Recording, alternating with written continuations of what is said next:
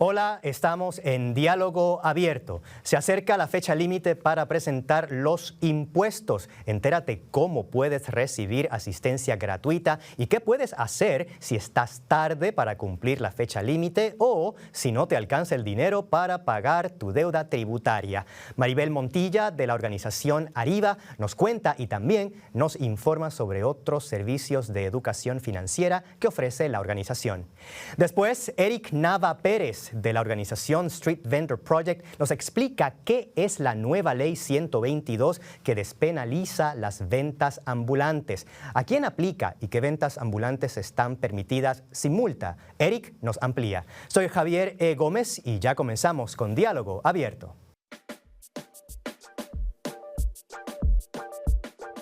Soy negro, blanco, taíno, mulato, caribeño, bueno, latinoamericano, dominicano. Arroz con huevo, tambor y mambo, soy sincero. Del pueblo no te miento, un chamaquito con un sueño que traigo herencia, sangre nueva, cosas buenas. Guaguancó, bachata, reggaetón y plena. La temporada de impuestos para muchos puede ser estresante.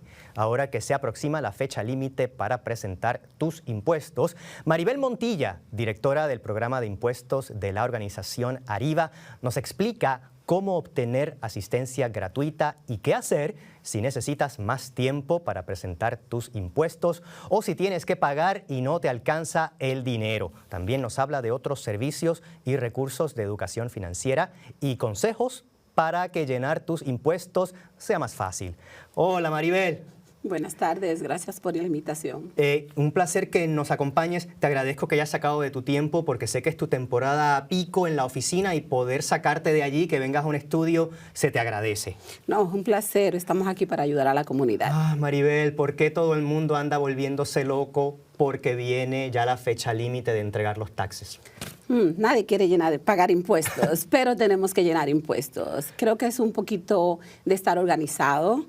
Creo que el estar organizado nos previene todo ese estrés que trae los impuestos. No es difícil, solo es cuestión de estar un poco organizados. Cuando hablamos de estar organizado, por ejemplo, en mi caso, se me vuelve todo un lío, un revolú de recibitos, estados de cuenta. ¿Cómo uno se prepara y cuándo debe empezar esa preparación? La preparación debe de ser enero primero. ¿Sí? Lo primero es revisar que te están deduciendo los impuestos necesarios si trabajas con un W2 o si eres una persona que eres emprendedora, que tienes tus negocios, de saber organizar qué necesitas tener en registro. ¿Okay? Por ejemplo, todo el transcurso del año debe de estar verificando que te estén sacando los impuestos federales, estatal y local, son 3. Y no esperar a fin del año, porque ya a fin de año ya el problema está. Entonces, hay tiempo para resolver el problema en el transcurso del año. Cuando hablas de los recibos, mi consejo siempre es un poco difícil porque no lo vas a hacer diario, pero si, por ejemplo, tienes una casa o tienes negocio, tal vez cada 3 meses, decir, bueno, déjame chequear en los últimos 3 meses mis recibos y tenerlo en una carpetita, ya es menos estrés al final del año, porque al fin de año solo tiene que buscar 3 meses, no 12. Ahora que se está acercando la fecha límite para los impuestos este año, ¿qué pueden hacer las personas que realistamente miran el calendario y dicen, no lo voy a tener? No estoy ready. El consejo es siempre llenar a tiempo, especialmente si usted piensa que va a tener un saldo. Si va a tener una deuda con rentas internas, deben de llenar a tiempo, porque hay una penalidad por llenar tarde y por pagar tarde. Pero ¿qué pasa? Es mejor llenar a tiempo y evitarte la penalidad de llenar tarde que pagar tarde. El pagar tarde no importa porque solo es un 0.5%. El llenar tarde es un 4.5%.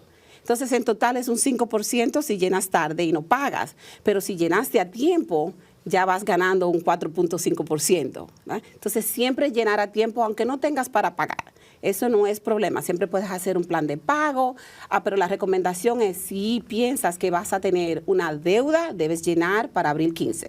Maribel, un año yo no pude completar mis impuestos a tiempo y pensé que yo podía solicitar una extensión, una prórroga y ya. Y el contable me dijo, no, aguarda, tienes que pagar. Y yo, ¿pero pagar por qué? Y me dijeron, no, tienes que estimar y pagar adelantado. ¿Eso es correcto? ¿Eso todavía es el caso? Es correcto. La gente piensa que al tú pedir una extensión, estás bien, ¿ok? No voy a pagar penalidad, no voy a pagar por tardanza. Es lo mismo.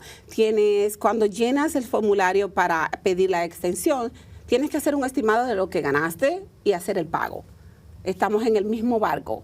No vas a pagar por llenar tarde, pero vas a tener que pagar la penalidad de todas maneras. Te dan hasta octubre 16. So, la mejor recomendación es llenar a tiempo y resolver lo de los pagos más tarde. Siempre recomiendo eso. Algo muy interesante que siempre pasa es que las personas que esperan recibir un reembolso son los que vienen primero. Enero, febrero, abril, tengo la gente que recibe un reembolso. La gente que va a deber me viene esta semana.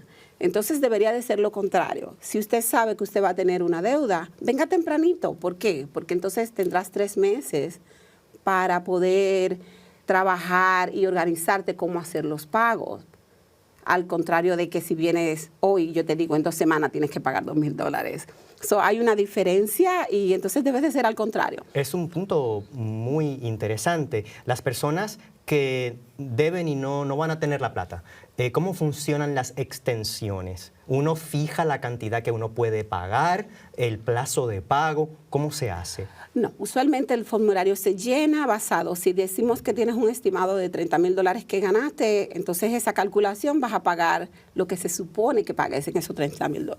Pagas todo y esa es la extensión hasta que vengas en octubre.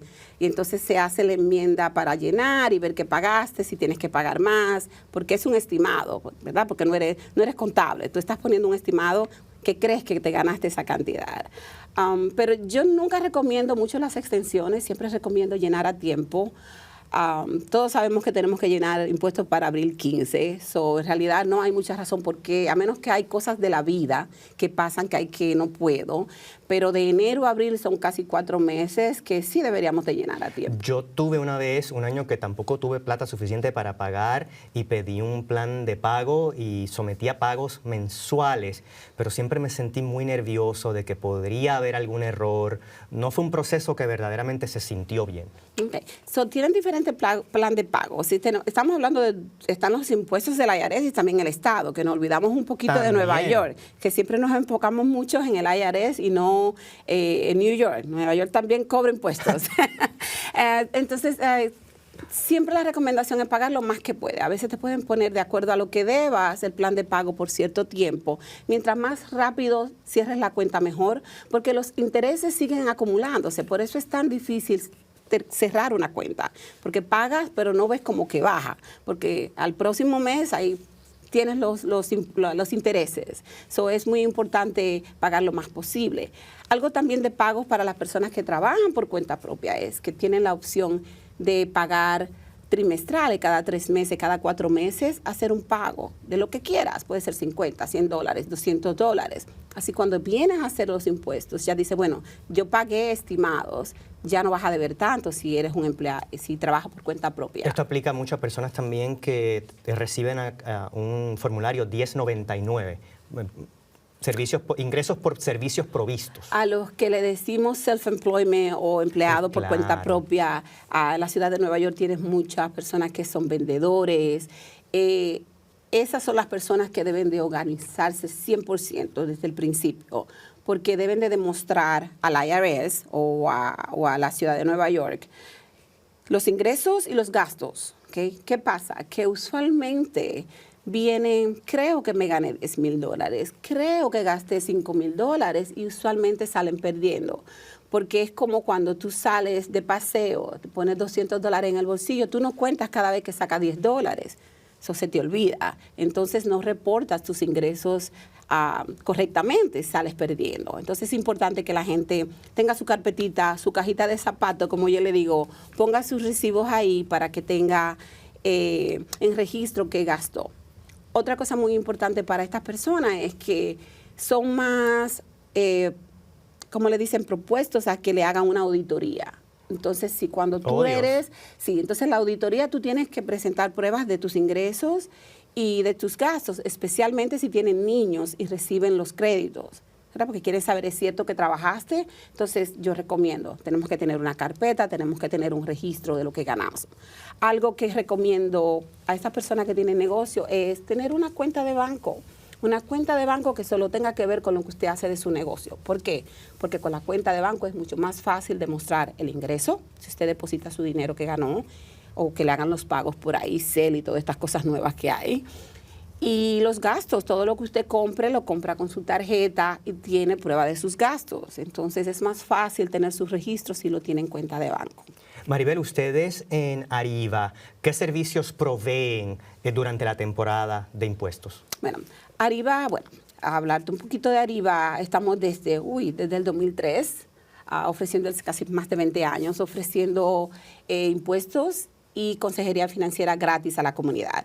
El programa de impuestos se enfoca más en el Bronx, pero la consejería financiera es en la ciudad de Nueva York. Bajo la sombrilla de la consejería financiera hay muchos programas diferentes. Hacen consejería 1 a 1, tienen cómo ayudarte con tu presupuesto, cómo crear crédito, cómo mantener tu crédito. También está emprendedores, hay un programa de personas que quieren hacer su negocio, cómo aplicar para el número de EIN, cómo hacer un plan de trabajo para presentarlo, para tal vez ir a pedir algún... Recursos vitales para desenvolverse en la sociedad moderna. Y para el programa de Housing Connect, preparan a la gente que necesitan aplicar para Housing Connect porque tienen que tener cierto crédito y por cierto crédito no lo aceptan. Entonces tenemos una gama de que se integra entre impuestos y la consejería financiera para asegurarnos que la comunidad reciba lo más posible para que tengan una estabilidad económica. El programa de preparación de impuestos gratuito, ¿hay algunos requisitos, algún nivel de ingresos de personas que no califiquen? Tocaste un nervio ahí, porque sí. Estamos enfocados, Arriba se enfoca en el programa de impuestos en particular, en servir la comunidad de bajos ingresos, pero eso es algo muy relativo en Nueva York, ¿verdad? Porque Nueva York es una ciudad cara y 35 o 50 mil dólares no es mucho dinero. Tratamos de ayudar lo más posible a las personas de más bajos ingresos para que a personas que estén en otro nivel. ¿Qué es bajo ingreso? Para nosotros puede ser una persona soltera de 35 mil dólares y con dependientes de 65. Pero usualmente nosotros no negamos el servicio. Si una persona gana unos 10 mil, 5 mil dólares más, somos muy flexibles en eso. Por eso es importante, Maribel, entonces, que el que esté pasando necesidad o tenga preguntas, que los llame y chequeen. ¿Cómo la gente puede comunicarse con ustedes? Sí, nosotros estamos localizados en el 69 este de la 167 en el Bronx, pero durante la temporada de impuestos tenemos 14 oficinas. Tengo 15 locaciones de enero a abril y todo el año tenemos 3 locaciones que ofrecen servicio todo el año. El número de teléfono a llamar es el 718-292-2983 y si van a arriba.org encuentran toda la información. Maribel, para acompañarnos el día de hoy, la fecha límite este año es cuando, 16 de abril. Abril 15. Abril 15. Bueno, muchísimas gracias entonces. Un placer. Enhorabuena. Gracias. También tienes invitación de vuelta para volver. Gracias. Después de la pausa, Eric Nava Pérez de la organización Street Vendor Project nos habla de la Ley 122 y cómo esta despenaliza las ventas ambulantes. ¿Qué se puede vender en la calle y qué no? ¿Y quién aún corre riesgo de multas? Eric tiene las respuestas. Pero antes tomamos un momento para recordar al destacado historiador de la música latina, archivista y productor Joe Gonzo padre, quien falleció el 31 de marzo del 2026. Joe fue uno de los musicólogos más prominentes de la música latina en Nueva York. Dedicó gran parte de su vida a preservar y enseñar la historia de la salsa y el jazz latino en la ciudad. Trabajó junto a Tito Puente como su biógrafo, escribiendo la biografía del timbalero, llamado Mambo Diablo, My Journey with Tito Puente. También se desempeñó como profesor de jazz en Lincoln Center y el Instituto Smithsonian y en Hostos Community College, donde ofreció su última cátedra recientemente. Además, estaba involucrado con el Centro para las Artes y la Cultura del colegio y contribuyó a la producción de los conciertos El Inolvidable Tito Rodríguez y Mambo Diablo, Honoring the Legacy of Tito Puente. Entre sus sobrevivientes está su hijo Joe Gonzo Jr., paramédico retirado y fotógrafo sobreviviente de los ataques de las Torres Gemelas el 11 de septiembre. Joe Jr. es un gran amigo de este programa. Nuestro pésame para él y todos en su familia y allegados. Joe padre tenía 91 años de edad. Que en paz descanse.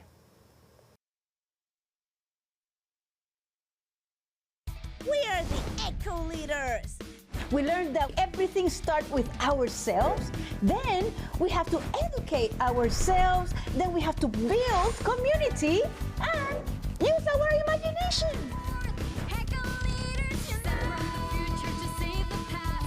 Heal the planet and make it last. We find solutions with knowledge light. Venture forth, Eco Leaders,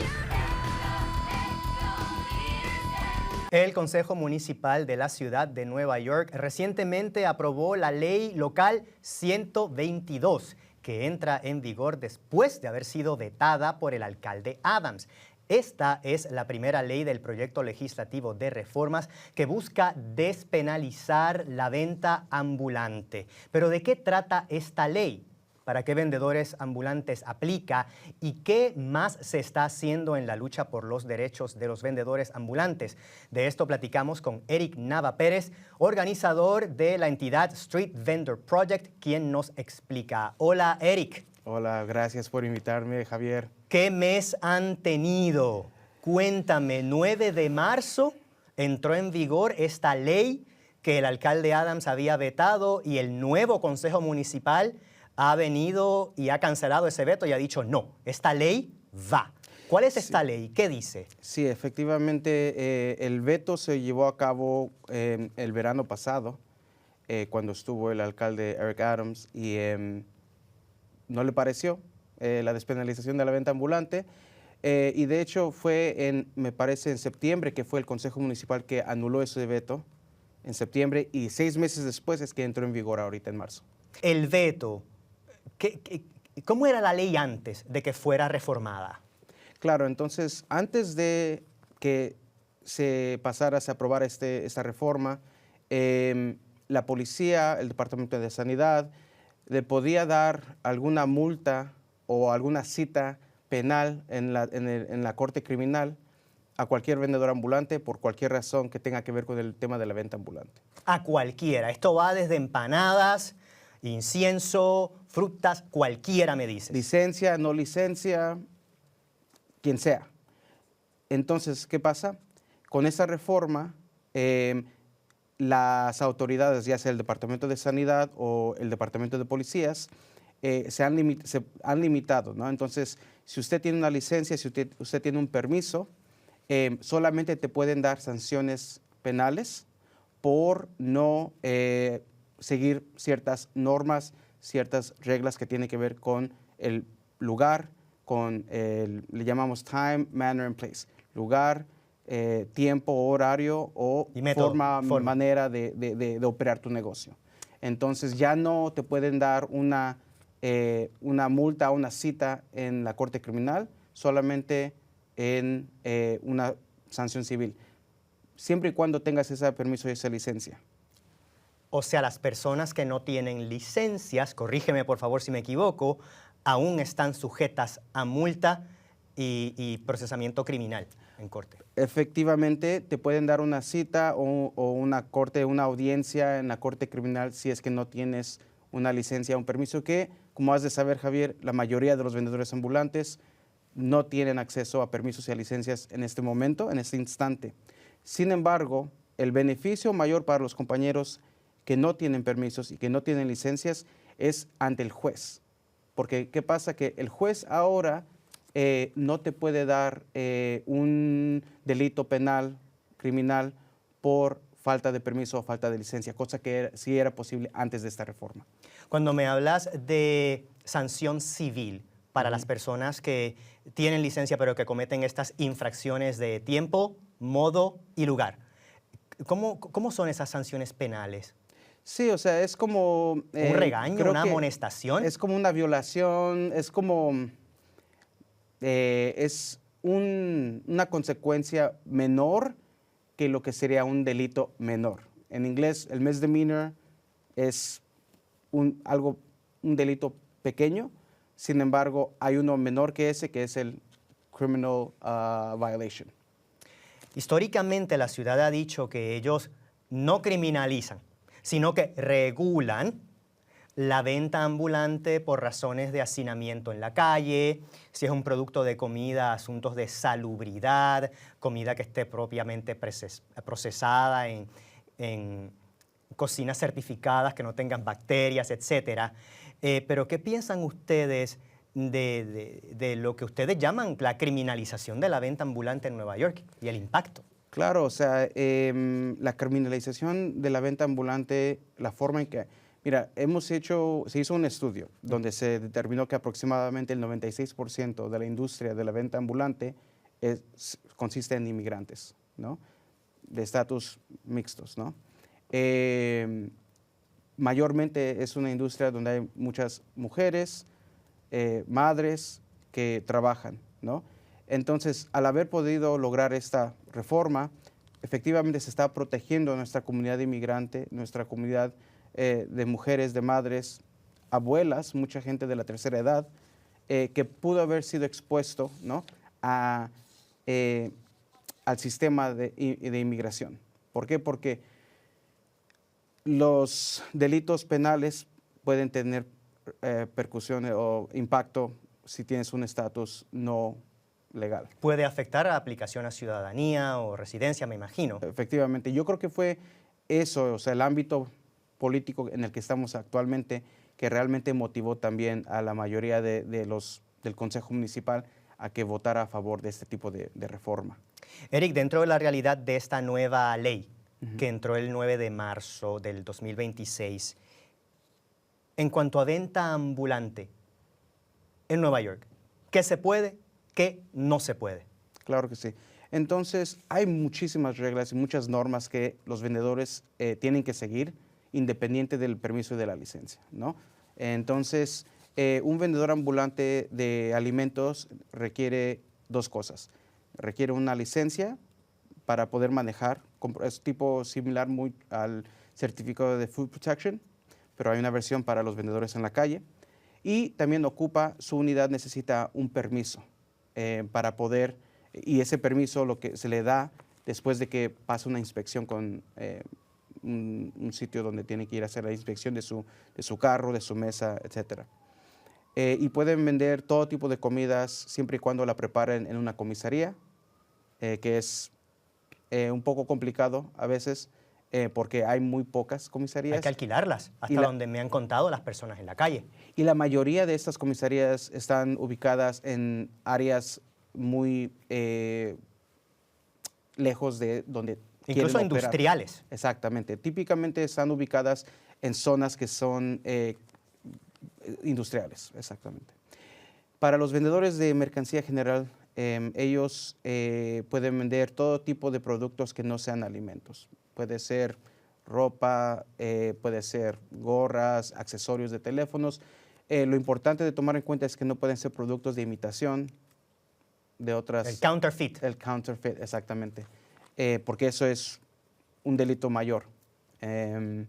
Entonces, y hay otra categoría de vendedor ambulante que es un poco menos conocida, pero igual se debería mencionar que son, le llamamos en inglés First Amendment vendors, que son vendedores ambulantes que se le protege de acuerdo a la Constitución, la primera enmienda de la Constitución. Esto incluye que puedes vender, y no necesitas permiso ni licencia.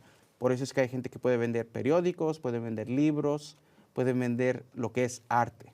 Y aquí quiero como desmentir un poco qué es lo que la ciudad considera arte, porque tenemos muchos compañeros que efectivamente hacen muy lindos crochets. Brazaletes preciosos que he visto en la calle. Joyas, pero para la ciudad esto se considera una prenda y sí necesitas una licencia para vender ese producto.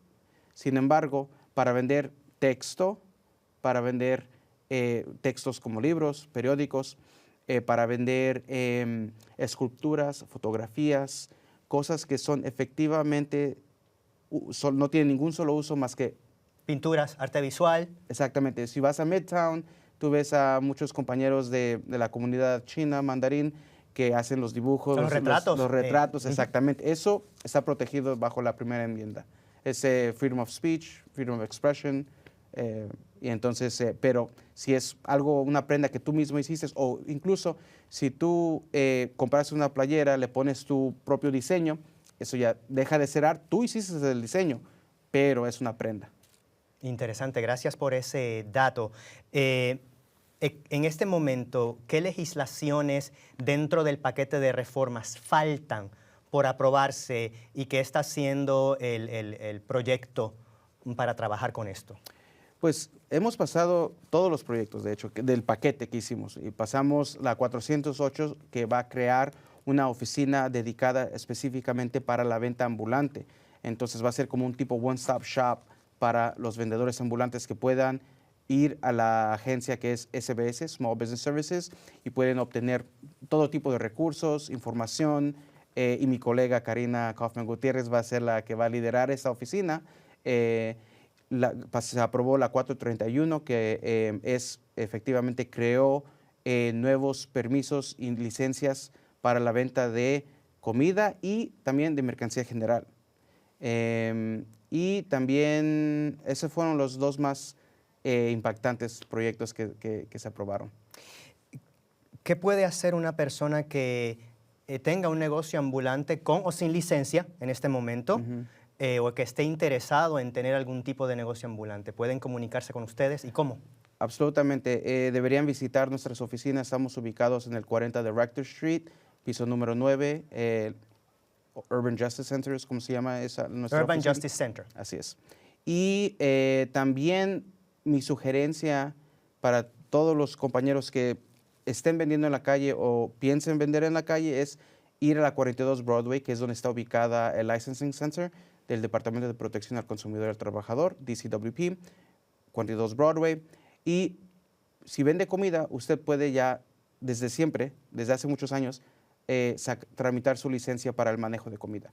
Lo que necesitas para hacer eso es tramitar tu ITIN, Individual Tax Identification Number, o si tienes un social, utilizar el social para poder obtener la licencia. Tomas un curso de 8 horas, pagas una fee, una cuota al gobierno de la ciudad de Nueva York y tramitas tu licencia. Mil gracias, Eric, por esta información. Claro que sí. Tienes invitación de vuelta para seguir Gracias. platicando de este tema. Incluso si quieres venir con vendedores que puedan contar su historia, genial. Gracias, muchas gracias, Javier. Seguimos en contacto.